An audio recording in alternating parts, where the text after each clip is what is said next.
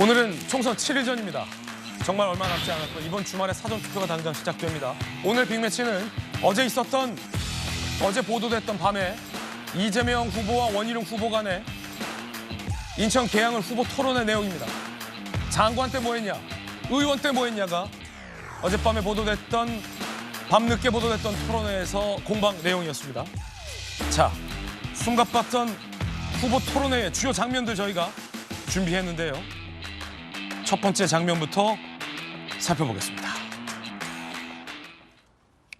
지금 지하철 2호선, 9호선, GTX-Y 또 계양장수 지하고속도로 말씀하셨는데 지난 2년 내내 이 모든 것들이 국토교통부 장관의 업무였는데 저와 협의를 한 적은 없는데 어디 가서 누구랑 협의를 하신 건지 말씀해 주시기 바랍니다. GTX 노선이나 철도, 광역철도망에 대해서는 이제 차관하고 한번 유동수 군하고 한번 만나서 협의했던 기억이 있고요. LH하고는 꽤 여러 차례 만나서 대장선 연장을 많이 논의했다는 말씀드리고요. 또 경인고속도로 지하화 얘기는 아무것도 한 게 없다 이렇게 어디 페이스북에 쓰셨던데 그런 허위사실 공표하시면 원래 안 되는 겁니다. 혹시 장관 시절에 계양을 위해서 뭐 하나라도 연구해 본 게 있는지 아니면 아무 관심 없다 갑자기 오셨는지 궁금합니다. 고도 제한은 늦어도 28년까지는 저희가 획기적으로 낮출 수 있는 그 밑바탕 작업을 다 했고요. 그린벨트에 대해서는 수도권 외에는 100만 평 이하는 모두 도지사들에게 맡겨놨고요. 획기적으로 이미 풀었습니다. 수도권이 문제인데 수도권은 국책사업지구를 지정하면 국무회의 의결을 거쳐서 제한 없이 풀 수 있도록 이미 제도를 다 고쳐놨습니다. 상당히 치열했는데요. 그 가운데 원희룡 후보가 이재명 후보에게 계양을 지역에서 재개발이나 재건축을 추진하고 있는 지구나 아파트 이름을 하나만 대보라. 동네에 재개발이나 재건축을 추진하고 있는 아파트 이름 한 군데만 대보라. 라고 질문을 했는데 이 대표가 한 군데도 답변하지 못해서 논란이 일고 있습니다. 그 장면 함께 보시죠. 재개발 재건축에 대해서 다시 한번 질문을 하겠습니다. 지금 뭐 지난 2년 동안도 결국 하신 게 아무것도 없는 거고요. 지금도 과연 지금 계양을에서 이 재개발 재건축을 추진하고 있는 그 지구나 아파트 이름 또는 그들의 요구사항이 무엇인지 알고 계신지. 글쎄요. 뭐 제가 구체적인 아파트 이름을 외우고 다니는 사람은 아니어서 제가 우리 실무관들한테 좀 물어보도록 하겠습니다. 문제는 뭐 서운동 일대라든지 이런 데 재개발 지역이 많고요. 제가 이름은 못 외웠습니다만 해당 지역에도 여러 차례 방문해 봤습니다. 하나만 얘기해 보시죠. 아니 지금 기억이 안 난다 하니까 뭘 자꾸 물어보십니까? 본인은 이제 외워놓으셨던 모양인데. 자, 이 대목이 지금 논란인데 다양한 의견 좀 먼저 들어보겠습니다. 안용환 의원님, 네. 국회의원 하셨지만 네. 내가 살고 있는 동네에서 어느 아파트가 재개발 재건축 지역이다라는 것을 현역 국회의원이 모를 수가 있습니까? 아니 뭐 다는 모를 수는 있습니다. 한 곳이라도 한 곳도 모른다는 것은 관심이 없다는 것이죠. 뭐 그건 이야기는 물론 이제 저 토론은 기본적으로 길어진 운동장입니다. 왜냐하면은 원희룡 의원은 상당히 준비를 많이 했을 거고요. 원희룡 의원은 장관직을 그만두고 난 다음부터 지역구에서 그냥 살았습니다. 그냥 뛰었습니다. 예. 그렇지만 이제 이재명 후보는 뭐 당 대표니까 뭐 전국 유세하러 다니면서 지역구를 잘 챙기지 못했던 건 사실이죠. 또 그리고 또 어찌 됐든 원희룡 후보는 현재 여론 뭐 기타 등등을 보면 이제 후발 주자니까 아마 이 토론을 통해서 뭔가 역전의 계기를 마련하기 위해서 준비를 많이 했을 겁니다. 그런 게 이제 드러나는 것이죠. 그럼에도 불구하고 지역의 재건축 단지명을 하나도 모르고 있다는 것은 지역구 국회의원으로서의 자격이 있는가에 대한 의문이 나올 수밖에 없는 겁니다. 과연 지역구 현안이나 알고 있는 것에 대한 의문이 나올 수밖에 없는 것이죠. 원희룡 의원은 준비를 많이 할 수밖에 없습니다. 그런데 이제 이재명 후보 같은 경우는 물론 이제 국회의원이 두 가지 자격이 있습니다. 국회의원은 기본적으로 국민 대표성과 지역 대표성을 동시에 갖습니다.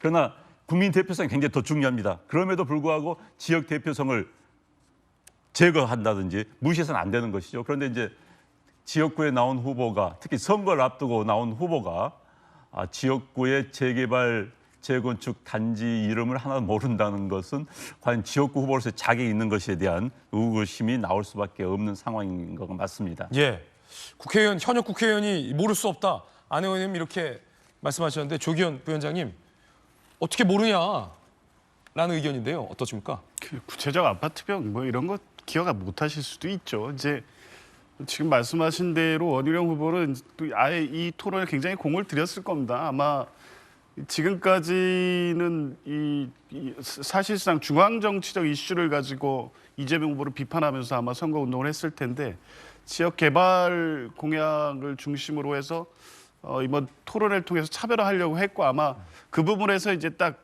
특별히 이재명 후보가 흠이 있다 이 부분을 이제 부각시킬 수 있을 거라고 보는데 사실 이재명 그 대표는 전국적으로 유세 지원을 하고 있고 뭐 그런 측면에서 보면 그 지역계 재개발 재건축 단지 이름을 기억 못한다는 것이 예. 지역에 대한 무관심이다 이렇게 해석되기는 어렵고요. 또 토론의 내용 전반적으로 보면 지역과 관련된 주요 현안에 대해서는 막힘없이 다 얘기를 하시더라고요. 그러면 뭐 개항 의뢰 지금 뭐 보궐로 됐기 때문에 실제 지역구를 챙겨서 아직 성과를 내기는 부족한 시간인 건 분명하지만 당 대표이고 중앙 정치 무대에서의 어떤 역할이 있기 때문에 오히려 개항의 주민들도 이재명 후보가 되는 것이 지역 발전을 위해서 도움이 될 거다 이렇게 보실 거라고 보고요. 아마 이재명 대표의 전체적인 어제 토론의 분위기를 보면 그런 면에서는 여유와 자신감이 있습니다. 그렇게 디테일한 부분을 몰라서 당황하거나 이게 지역 주민한테 뭐 안 좋은 영향을 미칠 것이다 이렇게 걱정을 하시지 않더라고요. 그만큼 뭐 지역과 관련해서도 사실은 챙기고는 있다. 어제 토론회에서 그 재개발 재건축 이름 기억 못한 것이 지역에 대한 무관심처럼 지역에 알려질 것 같지는 않다. 저는 이렇게 봤습니다. 그렇군요. 저는 뭐 국회의원 후보를 안 해봐서 잘 모르겠는데 김영주 의원님은 현역 의원 하셨잖아요. 네. 지역의 재개발 재건축 아파트나 동네 이름 모르셨습니까? 아셨습니까? 알 수밖에 없죠. 지역 알 수밖에 사무소를 없다고요? 하고 있으면 그분들이 지역 사무소에 찾아와서 민원을 넣고 이런 문제 도와달라고 얘기할 수밖에 없고 또 왜냐하면 그게 이제 원희룡 후보는 사실은 국회의원을 하지 않은 상태에서 이 지역을 왔기 때문에 그런 관계의 교접이라는 게 쉽지 않지만 그래도 어쨌든 보궐선거를 했던 지난 2년간 국회의원 사무실을 열었다면 지역 사무소의 소장과 또 지역의 재개발 재건축 단지의 조합장들이 사무실을 분명히 방문했을 거고 더군다나 힘 있는 당 대표의 지역구 사무실이니까 그런 부분들은 당연히 있었을 거라고 보고 다만 이제 개인차가 있겠습니다. 그런 사람을 알지만 뭐 아파트 이름은 재건축 이름은 잘 모른다 이렇게 얘기할 수 있습니다만은 이제 그런 부분에 대해서 특히나 이제 이번 계양을 지역구는 최근에 게리맨더링이 있어서 없었던 지역이 편입됐어요. 작전동, 서운동 뭐 이런 부분은 최근에 편입된 지역에 재개발 재건축이 많았다라면 뭐 잘 모를 수도 있지 않겠냐 그렇게 생각이 듭니다. 그렇군요. 패널 세 분의 개인적인 다양한 견해들 전해드리고 있습니다. 여러분은 어떻게 생각하십니까? 그런가 하면 이 저출생 문제와 관련해서 이재명 대표가 원희룡 후보에게 생각 자체가 과하다라고 비판한 대목도 있습니다. 들어보시죠. 단편적으로 뭐 몇 억씩 주겠다 이런 것보다는 저희들이 주거, 교육, 양육, 우리 자녀들의 사회 진출, 일자리 마련 이런 부분까지 저희들이 종합적으로 마련하고 있다는 말씀을 드리겠고요. 계양 의뢰 출생률이 가장 낮고 우리 아이들이 교육 지원이 잘 안 되기 때문에 빠져나가고 있는 그런 현상이 아주 뚜렷이 있습니다. 이에 대해서 지난 2년간 어떤 일을 하셨는지 시간 충분히 드릴 테니까 설명 부탁드립니다. 출생률 문제는 예를 들면 기초자치단체 수준에서 쉽게 해결할 수 있는 문제가 아닙니다. 돈으로 출생 문제를 해결할 수 없다 이렇게 말씀을 여러 차례 하시면서 대선 후보 토론회 때는 본인도 월 100만 원씩 부모들 지원하겠다 이렇게 약속하셨거든요. 본인이 금전 지원하는 건 괜찮고 제가 지원하는 건 왜 안 되냐 그 말씀을 드렸었는데 다른 대답을 하셔서 좀 아쉽긴 합니다. 자, 그렇군요. 두 후보의 배우자들도 유세에 동참을 했습니다. 원희룡 후보의 아내, 이재명 대표의 아내. 각각 그 장면 준비되어 있는데 하나씩 보시겠습니다. 먼저 원 후보의 아내가 지지 유세에 나온 장면 함께 보시죠. 저의 아내는 제 법인카드를 쓰는 게 아니라 제가 제 아내 카드를 씁니다. 그래서 사실은 집에 가면 틈만 하면 설거지 합니다.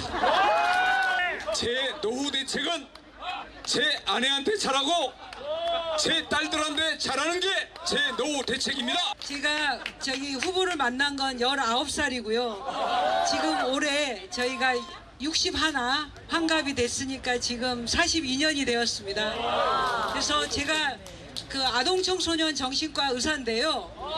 저희 그 후보의 정신건강 상태와 그리고 양심 상태에 대해서 제가 보증합니다. 이번에 이재명 대표의 아내 김혜경 씨도 공개 행보를 자제해 오다가 지원 유세에 나섰습니다. 자, 이렇게 발언이나 영상이 있으면 저희도 발언을 좀 전해드리고 싶은데 아직 공개 발언이 없어서 이렇게 영상으로 전해드립니다. 김혜경 씨는 사실 남편이 이재명 대표의 어떤 유세 현장의 모습을 잘 드러내지 않았었는데 유세 차량이 올라서 이제는 공개 행보에 나선 것으로 풀이가 되고 있습니다. 두 후보 아내의 배우자의 현장 지역 유세 장면도 저희가 보내드리고 있습니다. 그 가운데 이 대표가 여성 후보를 지원 유세하는 과정에서 살림은 역시 여자가 잘한다라고 발언을 했나 봅니다. 들어보시죠. 사실 이제 당대표 일을 하고 있는데 많은 사람들 겪어보지만 남영희 후보를 볼 때마다 참 애잔하다고 그럴까, 참 안쓰럽다 그럴까, 안타깝다고 할까, 그런 생각이 정말로 많이 듭니다. 이런 사람 일 시켰으면 얼마나 잘했을까. 만약에 여러분이 이번에 윤석열 정권을 심판하고 그 결과로 이 지역의 국회의원을 바꿔주시면 이 인천에서 처음으로 여성이 국회의원이 되는 것입니다. 여기 남성분들 조금 억울하게 생각할지 모르겠는데 살림은 역시 여성들이 잘하더라고요. 남자분들 섭섭하게 생각하지 마십시오. 다 잘한다 그 말이죠. 다 잘한다라는 말을 하긴 했네요. 송영훈 대변인님. 아니, 이재명 대표가 평소에 문제되는 말을 너무 많이 했기 때문에 저거는 어떻게 보면은 상위 순번에 들지도 못하는 축에 해당하는 것 같습니다. 그런데 지금 뭔가 저 발언이 문제가 되는 거는 이재명 후보의 그 평소의 성인식이 문제인 거죠. 뭐 대표적으로 형수 욕설부터 시작해서 그 이제 조수진 전 후보의 성폭력 2차 가해성 변론이 문제가 됐을 때도 그것에 대해서 즉답을 하진 않고 기자들이 물어보니까 국민의힘에 더 해괴한 후보 많지 않냐 이런 식으로 말을 돌리질 않나. 지금 김준혁 후보 같은 경우도 그렇게 여성에 대한 저급한 인식을 드러내는 그런 그 막말들이 지금 문제가 됐을 때 공천 취소를 해야 되는데 민주당이 가만히 보고만 있고 지금 민주당은 비상징계권이 이재명 대표 1인에게 다 위임이 돼 있습니다. 그런 상황인데도 지금 지켜만 보고 있기 때문에 저렇게 살림은 역시 여성들이 잘한다 이런 발언도 뭐 성차별 관련된 그런 논란이 있는 것이 아닌가 그런 생각이 듭니다. 예, 이재명 대표는 남성도 서운하지 말라. 다 잘하지만 확실히 여자들이 더 꼼꼼하게 잘하는 측면이 있다라고도 밝혔다라는 점 말씀드리겠습니다.